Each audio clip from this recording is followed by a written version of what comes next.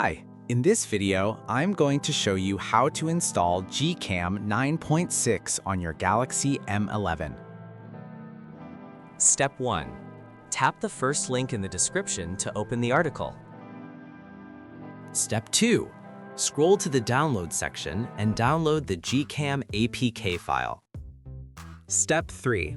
Follow the How to Install guide for step-by-step instructions. A video guide is also available. That's it. Don't forget to visit the article for complete instruction in APK file. Lastly, here's some GCam versus stock camera app comparison.